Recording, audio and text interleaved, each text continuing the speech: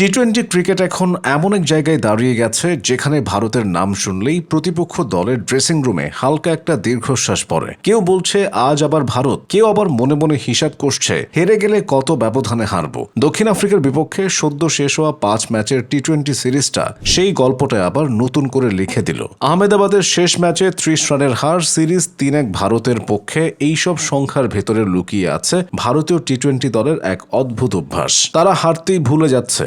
একসময় টি-20 ক্রিকেট মানেই ছিল কিছু হলে হবে, না হলে নেই, এমন এক ফরম্যাট যেখানে যে কেউ যে কাউকে হারাতে পারে। কিন্তু ভারত যেন সেই সমীকরণে একটু এডিট করে দিয়েছে। এখন সমীকরণটা দাঁড়াচ্ছে এমন, যে কেউ খেলুক শেষ পর্যন্ত ভারতে জিতবে, যদি না কোনো অদ্ভুত কিছু ঘটে। আর অদ্ভুত বলতে যদি বোঝানো হয় বজ্রপাত, ঘন কুয়াশা বা মাঠে হঠাৎ করে উট ঢুকে পড়া, তাহলে আলাদা কথা। দক্ষিণ আফ্রিকার বিপক্ষে এই সিরিজে ভারতের খেলাটা দেখলে মনে হচ্ছিল তারা যেন একটা নতুন চ্যালেঞ্জ নিচ্ছে, কিভাবে ম্যাচ জিতেও শান্ত থাকা যায়। শেষ ম্যাচে 30 রানে জেতা এমন কোনো বড় ব্যবধান নয়, কিন্তু ম্যাচের ভেতরে ভারতের নিয়ন্ত্রণ দেখে মনে হচ্ছিল এই ম্যাচটা আমাদেরই, তোমরা চাইলে একটু চেষ্টা করে দেখতে পারো। ব্যাটিংয়ে রান আসছে, বোলিংয়ে উইকেট আসছে, ফিল্ডিংয়ে এমন সব ক্যাচ ধরা পড়ছে যেন বল নিজেই খেলোয়াড়ের হাতে এসে বসে যাচ্ছে।